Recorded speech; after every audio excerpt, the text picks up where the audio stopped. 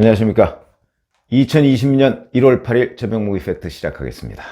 자, 방금 전에 검찰이 엄밀하게 따지면 문재인 대통령이죠. 문재인 대통령이 검찰 인사를 감행했습니다. 제가 감행이라고 표현하는 이유는 어찌 보면 감히 행했다 이런 의미를 담고 있습니다. 무슨 얘기냐면 예상보다 훨씬 더 심각하게 청와대 수사팀, 청와대를 겨냥한 수사팀을 학살했다 이렇게 평가할 수가 있겠습니다. 우선 내용을 간단하게 전달해드리면 사실 윤석열 사단 수족 자르기다 이런 의미는 처음부터 아마 이 수사의 이 인사의 목표가 거기에 있다는 것은 제가 여러 차례 말씀을 드렸는데, 그런데 그게 예상보다 더 심각합니다. 우선 대검 차장 강남일 차장검사 있죠? 차장검사는 대전고검장으로 갔습니다. 아시다시피 지검장과 고검장은 차이가 큽니다. 고검은 수사권이 없습니다. 그러다 보니까 이제 수사권이 없는 일종의 한직으로 밀렸다 이렇게 말씀을 드릴 수 있고, 가장 핵심적인 게 윤석열 수사팀의 3대 핵심 축이 있습니다. 서울중앙지검장, 대검 공공수사부장, 대검 반부패 강력부장, 이 세 사람이 다 인사 조치됐습니다. 거기다가 서울 동부지검장도 있죠. 왜냐하면 동부지검에서는 유재수 전 금융위원회 금융정책국장에 대한 감찰 중단 의혹을 수사하고 있었기 때문에 이 자리가 다 바뀌었습니다. 그래서 우선 서울중앙지검장에는 이성윤 법무부 검찰국장이 임명이 됐습니다. 이성윤 검찰국장 잘 아시다시피 문재인 대통령의 경희대 후배입니다. 그래서 제가 사실은 윤석열 검찰의 무슨 일이라고 하는 유튜브를 해드린 적이 있는데, 거기에서 이성윤 검찰국장의 서울중앙지검장 내정설 이걸 한번 얘기해드린 적이 있는데 다 맞았습니다. 그래서 이성윤 서울중앙지검장 이제 됐고요. 그 다음에 또 다른 오른팔이라고 할 수 있는 사람이 바로 한동훈 그러니까 현재 반부패 강력부장인데, 이 사람은 부산고검 차장으로 발령이 났습니다. 부산고검 차장, 잘 아시면 고검장도 수사권이 없는데 고검 차장은 오죽하겠습니까? 그야말로 한직입니다. 그 다음에 박찬호 대검의 공공수사부장, 이 사람은 제주지검장으로 갔습니다. 제주지검장은 전국의 지검장 중에 서열로 보면 맨 밑에 있는 곳입니다. 그리고 제주지검 이른바 육지에서 떨어져 있는 곳 아니겠습니까? 그러다 보니까 수사에 관련한 실질적인 힘을 발휘할 가능성이 거의 없는 곳으로 보냈다. 딱 좌천이다. 이렇게 얘기를 할 수가 있겠습니다. 그 다음에 또 윤석열 검찰총장의 오른팔로 법률사무, 검찰사무를 대검에서 총괄 지휘하던 이원석 기획조정부장은 수원고검 차장, 이것도 마찬가지지만 고검 차장, 아무런 힘이 없는 그런 곳으로 좌천성 인사를 갔다. 이두봉 과학수사부장, 이 사람은 대전지검장으로 갔습니다. 여기는 그나마 아마 다른 자리가 마땅치 않아서, 그리고 과학수사부는 지금까지 이 청와대 수사팀에 직접적으로 연관이 되어 있는 곳은 아닙니다. 그래서 아마 좌천의 정도가 좀 덜했다 이렇게 평가할 수가 있겠고요. 그 다음에 서울 동부지검장, 아까 말씀드렸지만 유재수 감찰 중단 의혹을 수사했던 동부지검장은 검찰국장으로 나름 영전했습니다. 이건 굉장한 영전입니다. 그러나 동부지검에서 유재수 감찰 중단 의혹을 수사하던 사람을 바꿨다, 이런 데에서 의미가 있습니다. 그래서 이것을 봐가면서 그 다음에 그러면 반부패 부장과 공공수사부장에는 누가 임명됐냐? 반부패 강력부장에는 심재철 검사가 임명됐는데, 이 사람은 남부지검 1차장입니다. 이 사람은 추미애 청문준비당의 홍보팀장을 했었습니다. 완전히 추미애 사람으로 이미 줄을 선 사람이다. 이 사람을 대검의 반부패 강력부장, 반부패 강력부장은 전국의 반부패부를 실질적으로 지휘하는 사람이다, 이렇게 말씀을 드릴 수 있겠고, 공공수사부장에는 배용원 수원지검 1차장, 이 사람은 특별히 무슨 현 정부와 무슨 관련이 있다고 지금 얘기하기는 좀 어렵지만 앞으로 좀 드러나겠죠. 그러나 어찌됐든 간에 이 사람도 바꿨다 하는 점에서 본다면 윤석열 검찰총장의 핵심 3대 축, 이 사람들이 다 바뀌었다. 대검의 반부패부장, 공공수사부장, 서울중앙지검장 이렇게 다 바뀌었다 하는 점을 본다면 윤석열 검찰총장의 수족은 모두 잘렸다. 이렇게 말씀을 드릴 수가 있겠고, 이걸 봐가면서 제가 처음으로 느낀 거는 첫 인상은 정말 이제는 윤석열, 그러니까 청와대를 겨냥한 수사는 끝났다. 이렇게 말씀을 드릴 수가 있겠습니다. 지금 현재 윤석열 검찰총장은 이 부분에 관해서 계속해서 뭔가 수사를 진행하려고 하겠지만 서울중앙지검장이 중간에서 차단을 하고, 그 다음에 대검 반부패부장, 공공수사부장이 이 수사를 지휘해야 되는데, 이 수사와 관련해서 지휘사령탑이나 서울중앙지검장이 전부 다 지금 문재인 대통령 사람이거나 아니면 추미애 법무부 장관 사람이다 라는 관점에서 본다면 아마 보고조차 제대로 올라가지 않을 것이고, 이 수사는 결국 흐지부지 되는 수순을 밟을 가능성이 매우 높다, 이렇게 판단을 합니다. 비극적이지만 상황이 그렇다, 이런 말씀을 드리는 것이고요. 자, 그러면 제가 이제 왜 대담한 인사다 이렇게 말씀을 드리냐면, 예상보다 훨씬 큰 폭으로 이른바 청와대 수사팀을 학살한 것입니다. 그렇기 때문에 이 부분은 당장 인사권 남용이다, 이런 논란에 휩싸일 가능성이 굉장히 많습니다.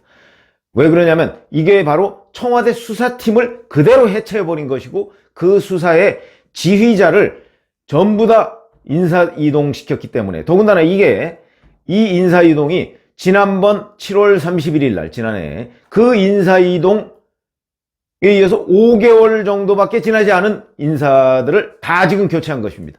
이 이유는 여러 가지 정기 인사 이런저런 핑계를 대지만 이건 청와대 수사에 대한 보복임이 너무나 명백한 것입니다. 그렇기 때문에 이 부분에 관해서 직권남용, 과연 인사권을 이런 식으로 행사해도 되는 것인가 하는 논란이 일 것이고, 한국당을 중심으로 한 곳에서 직권남용과 관련한 고소고발이나 이런 것들도 예상이 되지만, 지금 현재 어차피 검찰과 경찰은 문재인 대통령의 청와대에 의해서 완전히 장악이 된 상태이기 때문에 아마 그 부분도 진전이 없을 것이다.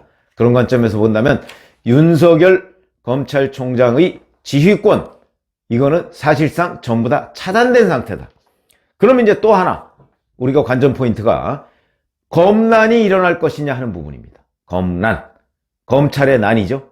그거는 이제 윤석열 검찰총장을 옹위하는 검사들, 이제 대체적으로 보면 특수부 검사들이겠죠. 이 특수부 검사들이 여러 가지 문제를 제기하면서 집단적인 의사표시를 할 가능성, 저는 어느 정도는 있다고 보지만, 현재 그런 걸 예상하는 사람들도 많이 있습니다만, 그러나 검찰의 속성상 몇몇이 2프로스라고 자기네들의 대화방 같은 데 있습니다.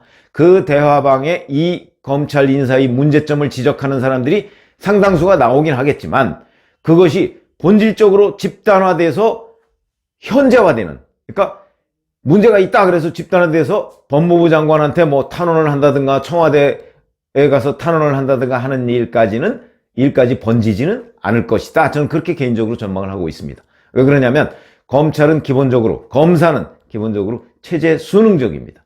그렇기 때문에 이런 부분에 관해서 아마도 검찰이 검난을 일으킬 정도 수준까지 반발이 거세지는 않을 것이다. 오히려 어떤 의미에서는 지금 현재 벌어지고 있는 이런 검난에 가까운, 검찰 탄압에 가까운 이런 보복성 인사에 대해서 오히려 적응을 하려는 검사들이 저는 다수일 것이다, 이렇게 생각을 합니다. 그게 검찰의 속성이고, 검찰이 이런 거에 관해서 단체적으로 반발하는 일이 그동안에도 별로 없었기 때문에 아마도 검난 사태로까지 번지지는 않을 것이다 하는 것이 제가 개인적으로 전망하는 부분입니다. 자, 그러면 윤석열 검찰총장은 어떻게 할 것이냐? 이게 이제 예상이 좀 어렵죠? 그런데 올해 신년사에서 보면 윤석열 검찰총장이 정당한 소신을 끝까지 지켜드리겠다, 이렇게 얘기를 했습니다. 그래서 일각에서는 이런 거의 검찰에 대한 학살에 가까운, 대학살에 가까운 인사가 있었을 때 윤석열 검찰총장이 사표를 낼 것이다, 이런 전망도 있고요.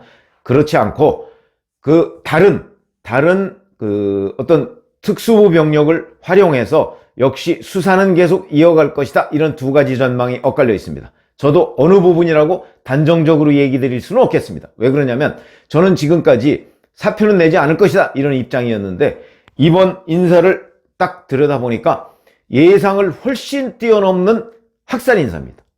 그렇기 때문에 지금 여기서 윤석열 검찰총장이 남은 병력을 이끌어서 저항군을 꾸린다 할지라도 저항을 할 수가 없는 상태다. 정말 아주 참담한 심정이다. 이런 사태에서 윤석열 검찰총장이 저항군을 모집한다고 해서 뭐 모집이 별로 많이 되지도 않을 뿐더러 그 사람들, 왜냐면 핵심 보직에 가 있지 않기 때문에 수사를 할 핵심 보직에 있는 사람들은 전부 다 수족이 잘렸거든요. 그렇기 때문에 꾸린다고 해서 병력이 별로 많이 모아지지도 않을 것이고, 그리고 실질적으로 저항할 수단도 마땅치가 않다 하는 관점에서 본다면 저는 지금까지는 그래도 꾸려서 저항할 것이다 이런 입장이었는데 조금은 자신이 없습니다. 그렇기 때문에 이럴 바에야 사표를 낼 수도 있겠다. 왜 그러냐면 도저히 저항할 수단이 없기 때문에 그런 느낌도 조금은 듭니다. 그거는 조금 더 지켜보시지요.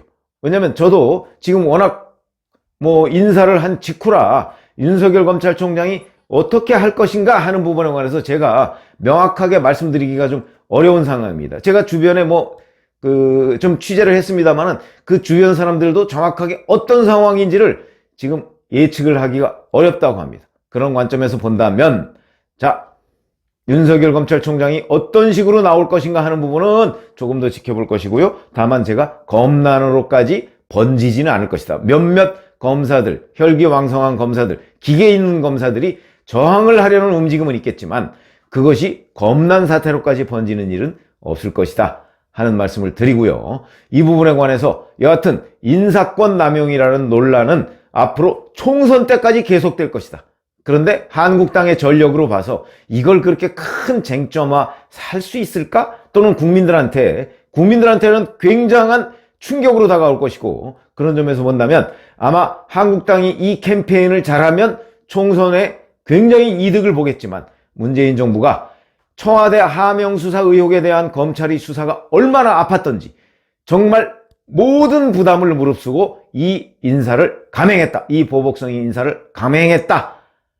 그런데 그 부담은 오로지 청와대가 져야 되는데, 청와대는 제가 보건대는 왜 이런 인사를 했을까? 그거는 청와대 하명 수사 의혹에 대한 조사가 진척되면 질척될수록 문재인 대통령이 코너에 몰린다.